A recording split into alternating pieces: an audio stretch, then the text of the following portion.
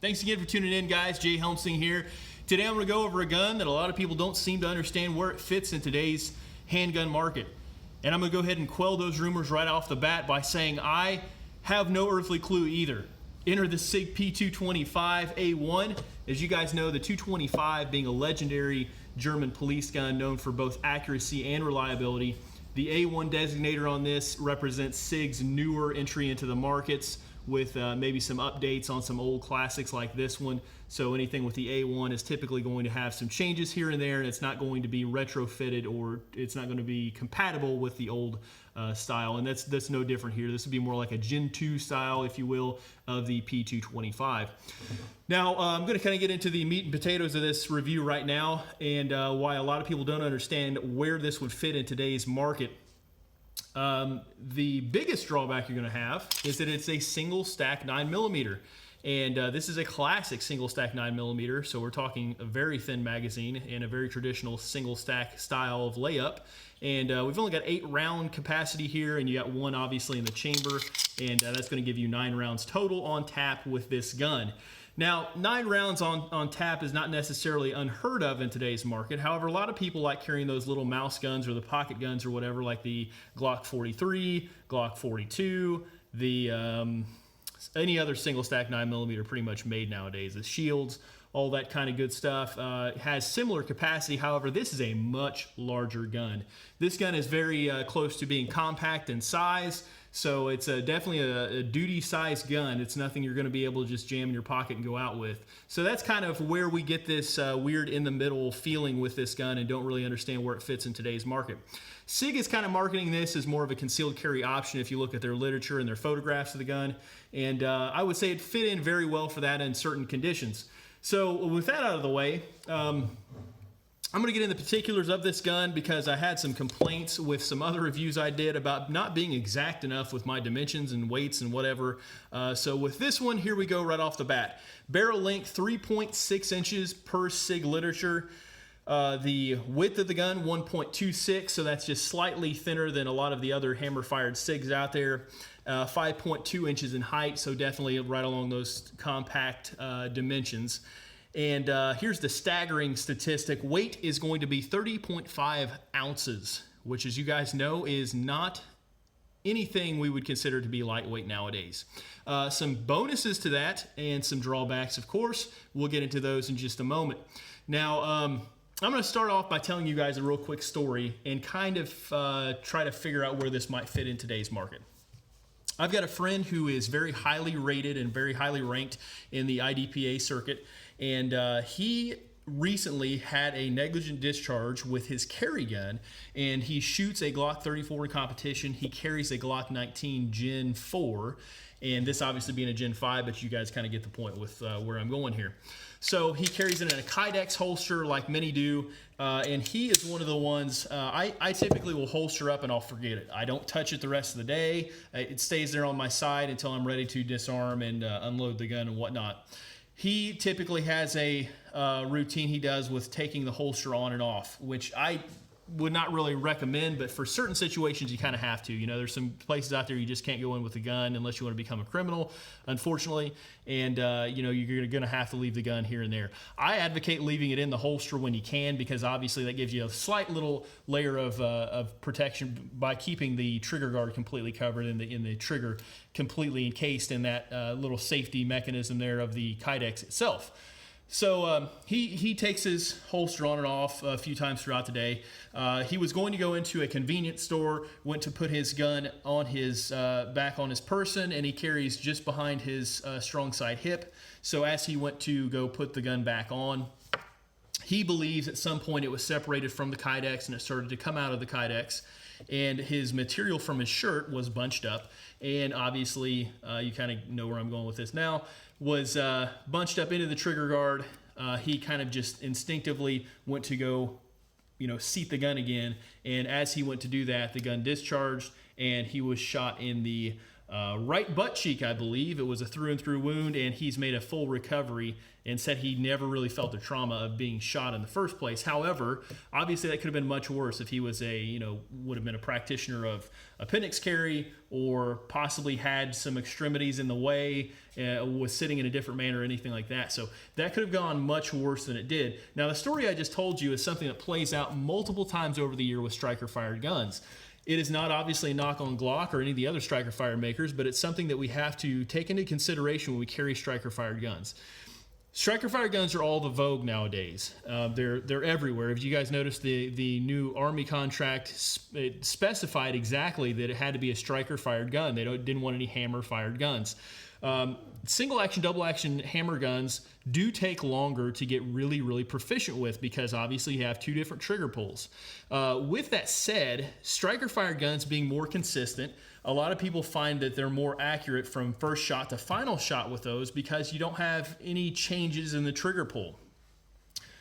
However, you're basically reholstering something that we would consider to be in single action mode for the most part. I mean, most Glocks have anywhere from a 5 to a 6 pound trigger.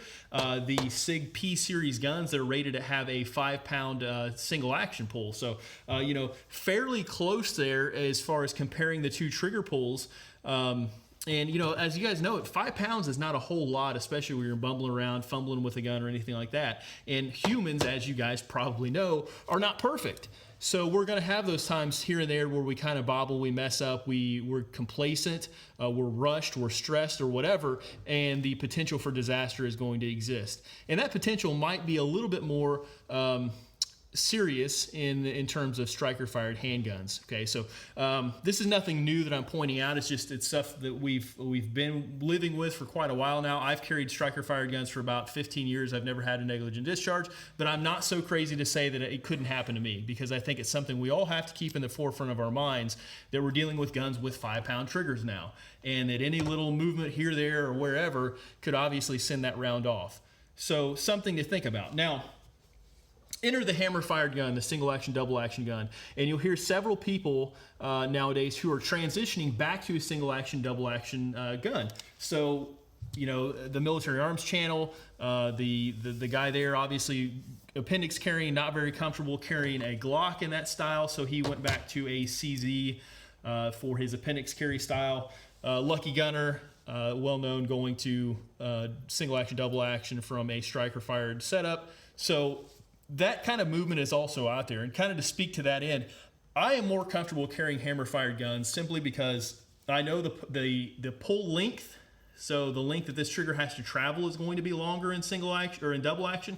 And I also know I've got double the poundage required to make that send off the round. So in double action, at least, so that first shot, I've got a little bit more wiggle room to kind of be safe and bobble and make idiot mistakes that humans all do. I also have a mechanical notifier here, so the hammer has to start creeping backwards before it can go off in double action. So hopefully if I'm reholstering, I can feel that happening, or it's going to broadcast itself a little more easily than maybe a striker fire pistol will, because you really have no indicator that this is going to go off unless you can see or feel this trigger moving. So with that said, definitely merits to carrying single action, double action. And I get into some situations being a law enforcement officer where I carry in places that I'm allowed to carry that are definitely not gun-friendly places. And, a lot of the times I think about these situations with, kind of just sublime, unintentional discharges happening, whether it's my holster catastrophically fails and I go to grab for my gun and, I butterfinger the gun and I send one off, whether I'm holstering, reholstering, going to the bathroom, putting the holster back on, something like that. Dropping the firearm, anything like that. Those are definite situations where you just can't afford to have a gun discharge. And, modern kydex being what it is, we're generally pretty safe in that aspect. But again, I just feel a little bit safer, as probably most do, with single action, double action, if I can get away with carrying it in those situations where I just can't afford to have a round go off that is unintentional. And obviously that's something we strive for as concealed carriers to begin with, but like I said, the potential for it to happen is going to be greater with any striker-fired gun, and that's just physics. So moving on from that, back to the P-225, that's kind of where I see this fitting in, is this kind of hammer revolution that's starting to come back. And that's what I would see myself using this gun for, those situations where I want a gun that I can carry in a concealed manner, that I don't really have to be super duper careful and walk on eggshells around necessarily. And you know, a lot of people are going to say you don't have to deal with the Glock. You really don't. But at the same time, I've got just a little bit more insurance with this gun having a hammer on it. So with that said and that out of the way, this also fits my preference for a carry gun. I don't like the mouse guns. I don't like the truncated guns with the short, stubby grips. I don't like the chunky, short guns like that where it feels like you're holding a stapler. I would much prefer to get in a gunfight with a gun like this because I know I'm going to be accurate with it, and I know that it's not going to slip out of my hands. I just prefer a more full-size grip, and I prefer a more full-size barrel where I'm going to get, you know, maximum velocity for the amount of gun that I'm carrying. My hollow points are going to work a little bit better and whatnot in those situations. So for me, the size does definitely fit. The hammer thing is appealing to me. So, you know, that might be one of the directions you can kind of push people in that are interested in this gun. So with that said, we'll get on to some other kind of nuances with the gun. I'll go top to bottom as I do with most of these reviews here. These come standard with the Sig Light night sights, which are perfectly acceptable sights. I'm going to change these out to the X-Ray 3 sights, which I just prefer a little bit more. And these are 6.6 from the factory here, so they're kind of an oddball size slightly, but obviously they're Sig sights, so you can you know, replace them as needed. And there are some other options out there on the market already. The overall style of the gun has borrowed heavily from two different places. The first is going to be the Legion line of guns that Sig came out with, and the second is going to be the SAS or Sig anti-snag guns. And if you'll notice, there's several different places where this gun has been melted. Obviously, there's no rail here. There's a nice radius. Same with the back. It's just been kind of dehorned overall if you look at the gun in several places. Reminiscent, not quite as extreme, but reminiscent of the SAS guns. Also, if you look at, you know, it's got a really, really nice undercut here, just like the Legions do. It's got the front strap checkering that I'm a really big fan of, that you're going to see on either the Sig Elites or the Legion series guns as well. It's got these nice G10 grips with the medallions in it, just like the Legion series does. So it's definitely borrowing heavily from both of those areas. Now, with that said, we'll kind of continue on with the gun and kind of get that kind of stuff out of the way here. It's a little bit more of a thin gun as far as the frame goes. Now the slide is just a hair shorter than you're going to find out of a 229. So here's the 229, and here is going to be the 225. And as you guys can see, when I get them lined up in your view there, just a little bit shorter there. Now something interesting I found is that these slides are interchangeable. So as far as the actual slide rails, they're the exact same width that you're going to have on the 225 and the 229. And this further complicates things for me. The 229, as you guys know, holds 15 rounds of 9mm. This holds 8 rounds in a magazine and 1 in the chamber. So 16 rounds or 9 rounds, you know, the choice is yours. And you're talking pretty close to the same width. There is a place on the 229 where you're going to have a little bit more, and that's going to be right up here where the top of the grip is. You guys can kind of see that. It's just much more thinned out on the 229. But overall, they're very, very comparable guns. The 229 is going to be just a little bit longer, I believe, in the magazine area because these have flush fit magazines. But there's a difference there, okay? So that further throws a wrench in that whole theory. You know, why not just carry a 229 if it's that close in dimensions? So it is a little bit more thin. The controls are a little bit more traditional. They're not nearly like the newer style, you know, the G2 style functional controls you're going to have on the 229s. So, you know, more of a traditional style here, but obviously things in the same place. Front decocker, and the rear is going to be your slide release. Mag release is nicely placed. The controls overall are very, very nice on this gun, and it fits very nicely in your hand. And it's kind of one of those guns that is small enough to really have a lot of control out of, and I really like how this fits in my hand, and I like how flat it is. It's just a very streamlined style gun. It's very conducive to concealed carrying, so it does kind of tick those boxes. Now here's the next wrench that I'm going to throw into the equation here. I bought this police discount for around $830-ish, being a police specific gun. You can obviously get these all day for between $700 and $900 or so. So the MSRP on both of these guns is almost the same. So again, we've kind of got a monkey wrench thrown into the program here, because there's not a whole lot of difference between this in size, and obviously you have less rounds with this, and then the price being the same. I don't know where it fits into the lineup. Okay, so there are the comparisons for those two right out of the gate there. Now I am going to tell you something else related to the weight here. These are very close in weight. I believe they're probably almost identical in weight. There might be an ounce or half an ounce or so more on the 229. Don't hold me to that, those of you out there who want me to be exact with the measurements. I don't have them, but probably an ounce or so heavier on the 229 than you're going to get with the 225. However, having that weight, it is a very reassuring thing if you're firing it rapidly, because obviously you're going to have more controllability of the gun, you're going to have less muzzle flip and whatnot. So having a smaller size gun like this with a little more weight is kind of desirable if you don't mind carrying it that way. And I prefer some weight to my guns. I'm not one who likes to carry these ultralight guns who are just going to sting the snot out of my hands, and I'm going to have a heck of a time doing follow-up shots with. I would much rather have the burden of a slightly heavier daily carry for some more functionality in an actual gunfight. And that's just my take on things there. So with that kind of out of the way,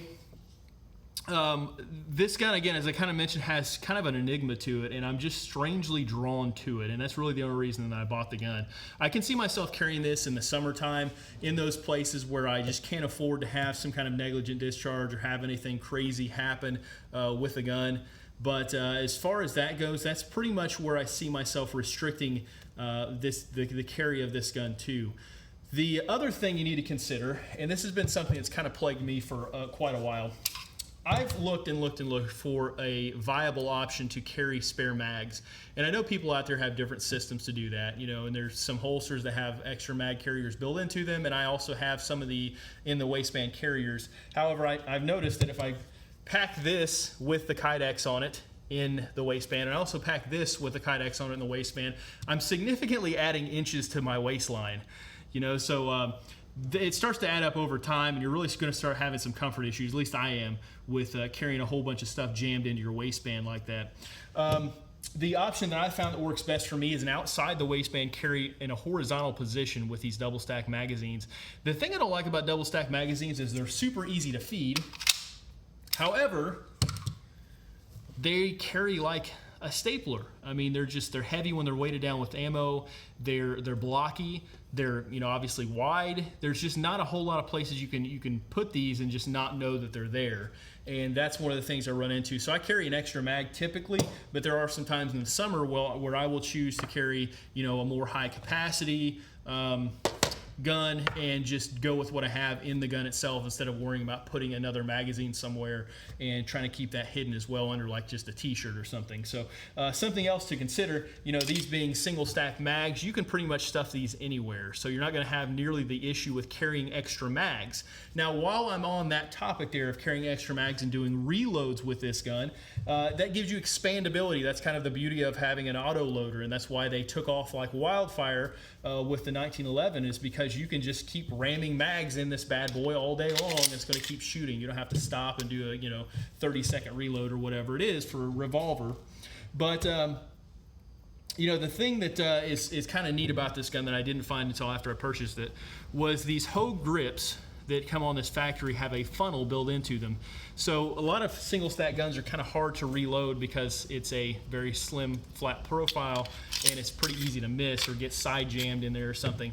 These funneled mag wells here do a really good job of feeding mags with this. And I was only having a little bit of issue with where the frame met up with the mag well itself. There's a little bit of a ledge there, and that sometimes would get caught. I went in there with a file, and I just kind of beveled that edge on both sides there, so I just beveled it away, and now it's just super easy to funnel those mags up in there with this. So again, something you could definitely train for would be to carry this with 9 in it, and then carry maybe a couple extra rounds, and at that point you're carrying 25 rounds of ammunition on you, 16 rounds of ammunition on you, something like that, where you're definitely back in the ballpark of having the same capacity that you'd have in today's double stack compact size guns. So something else you could do to kind of mitigate that situation. Again, the biggest problem that I have with the two is that this gun exists. It's basically a double stack 225, and these are very, very comparable as far as size goes, and I'll show you just how comparable they are. Really interesting tidbit that I found. These obviously break down just like your normal Sig P series guns. Very, very similar to most of your P series guns, both internals and externals. This is going to have some obviously thinning done to certain parts of it, so you don't have nearly the size and whatnot in there. The locking block and things like that seem to be a little bit more thin than you're going to get in your 229, 226 platform. But overall, very close, almost identical. So if you guys look in there, obviously, just a few concessions made, but the overall functionality is just the same. So I know this gun is going to be rock solid reliable, because I've had nothing but good luck out of the P series Sig guns. Now here's the interesting part. P229, P225 slide. It's the same size. Same size. P229 slide, P225. The rails are the same width. So that's how close these things are in size. Obviously, they won't fire that way because the dimensions are different, but these are interchangeable as far as the width goes. So if you think you're going to get a lot out of it as far as going to the single stack, it's not the case, at least not with these two guns here. Now let's talk a little bit about the trigger. I like to do that last. The trigger in this is magnificent, and I'd expect nothing less from most P-Series guns. So in double action, you're going to have that pretty typical Sig. It takes up right away, so you start encountering some resistance fairly quickly. It's going to sweep very smoothly through that resistance, and it's going to break. It's just a very linear pull. There's no stacking involved. It just breaks right at the end of that. Your reset, this has the SRT trigger in it, so resets just off of that wall. Very, very short reset, and then right back into it. Very, very, very nice trigger on this gun, as you'd come to expect on any of the modern Sig hammer-fired guns. And they're basically the same. So here's P229. 229 has a slightly more canted trigger, slightly canted a little bit more forward, at least in this double action position. So very smooth, feels exactly the same. It's going to break at the same point. And then again, short reset trigger, exactly the same. Okay, so both very, very good triggers out of the box. The only difference that I've noticed is that this has a thinner trigger face, so the trigger face does put a little bit more pressure on your hands with a 225 as opposed to the more wide trigger face that you're going to get with the 229. So 229 a little bit more comfortable in that aspect because you don't have that hot spot developing from more of a thin trigger face there. Anyway, I'm going to take this out to the range. I'm really going to put it through its paces, and I'll kind of report back. And again, I'm kind of feeling for where this gun would fit in my systems. And again, I do like the idea of carrying a hammer-fired gun, and I love the way this gun feels in my hand. I love the size of it. It feels like it could be easily concealed. It feels, it's dehorned. It feels like it could be put into action fairly quickly from concealed carry, and it's got a really, really great pointability and everything with it. So I do really like the gun. Just wish it carried maybe a couple extra rounds. If this is like a 10 round, like semi single stack where they kind of changed the mags a little bit more, kind of like the Glock 43, and gave it just a little bit of width in here, because they could definitely do that with the width they have. I'd feel more comfortable about it. But other than that, I don't really have any complaints with the gun. So we'll kind of see how this plays out in the shooting impressions. And again, I don't know which way to point you. If you're interested in this gun, it's an expensive gun. Holds 15 rounds in the magazine. This is basically the same size, holds 8 rounds in a magazine, and costs basically just as much. So I don't know. I don't know if this is a gun just for like the SIG connoisseurs, the collectors out there or not, or if we're going to start seeing that actually used as a carry option. So to be explored a little bit further, I will get back to you guys with some shooting impressions on this gun. And as always, like, subscribe, check out my Instagram for some shooting pictures and shooting footage. And again, thanks for your support. Enjoy.